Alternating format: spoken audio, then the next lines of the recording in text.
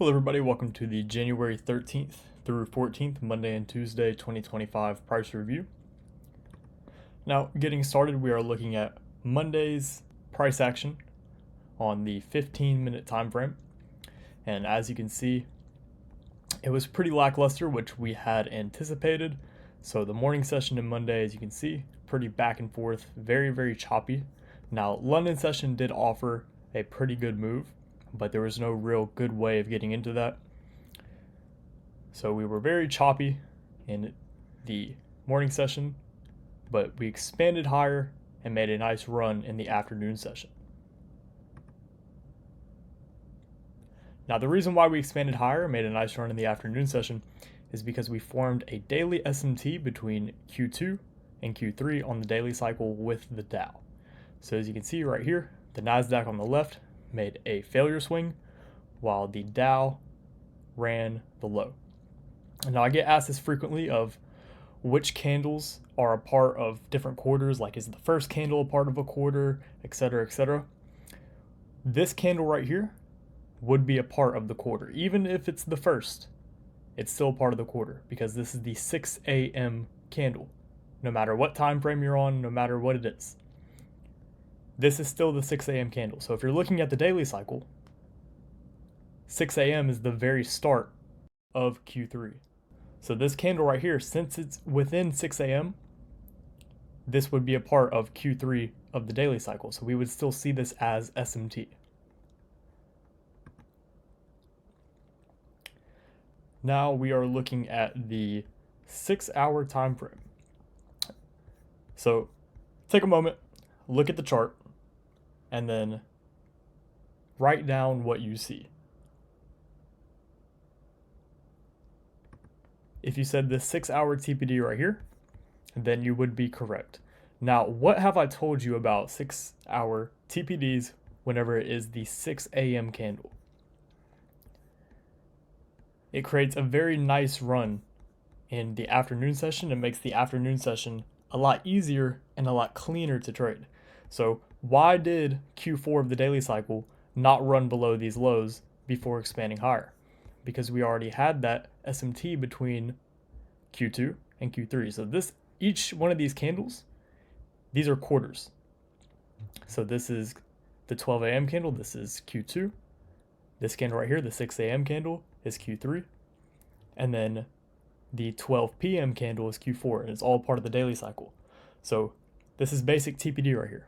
Whenever candle 1, candle 2 have an SMT, as they do right here, we expect candle 3 to expand without running under these lows one more time. And that's exactly what we got. So that is why the afternoon session was a lot easier and a lot cleaner. Now, generally, whenever you do see a 6-hour TPD form, your hourly fair value gaps are going to be, well, really hourly PD arrays in general, but hourly fair value gaps are really nice to trade off of within that TPD. But really any hourly time frame PD array is nice to get an entry on. So if you would have traded this, which I know some of you saw it, which is very good, but if you would have traded this, then this hourly fair value gap would have been the sweet spot, get in right there, and then what are you trying to target? That current new week opening gap. Whenever you don't have an important SMT form for the weekly range yet, typically price will just revolve around the new week opening gap until something of substance tips its hand.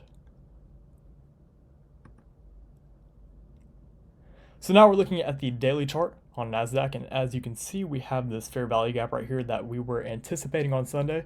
So we anticipated Monday to be pretty much lackluster like it was, and then we wanted to see a fair value gap form, and then Tuesday we wanted to see price trade into that fair value gap and then get a reaction off of it. So now we are back on the 15-minute time frame looking at NASDAQ and the S&P. We have our true week open marked out.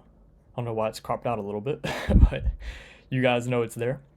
And then the true day open as well. So again, same thing on the S&P. We have our true week open and we have our true day open. So this gray box, this is the daily fair value gap. As you can see in London session, we trade up into there, we trade into the midpoint, and then run down.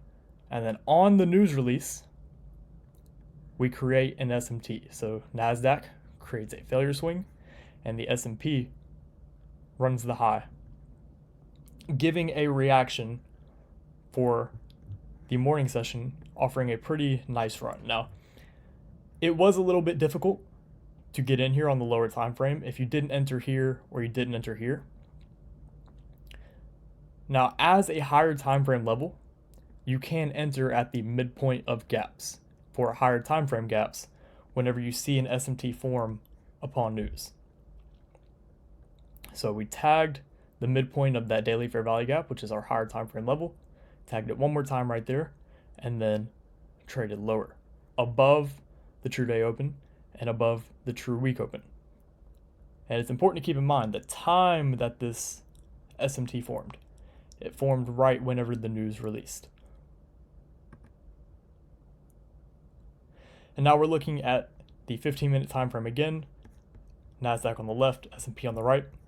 We formed a non-sequential SMT right here, which is low probability, which is why we retraced back within the range in the PM session. So today was pretty low probability.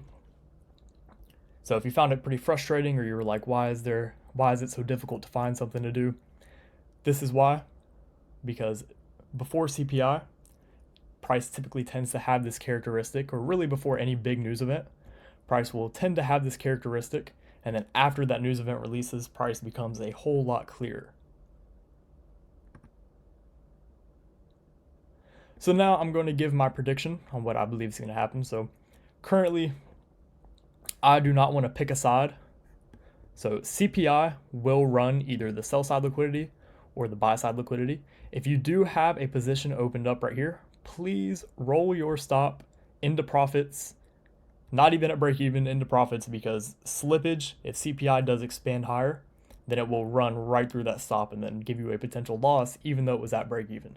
So to account for slippage during these high impact news events, please make sure you roll your stop even deeper in profits. So we have buy side liquidity and sell side liquidity on the S&P. And on the Dow is kind of decoupled right now, which is another characteristic that tends to happen before a big news event. So I don't really hold an opinion for one side of the marketplace. Remember, we do have those lows that we outlined on Sunday. So gun to my head, I would like to see price draw down to there, but as of right now, it could go either way. It's very 50-50. So we're either going to take out this high or take out this low upon the news release. So with that being said, hope you found this one insightful.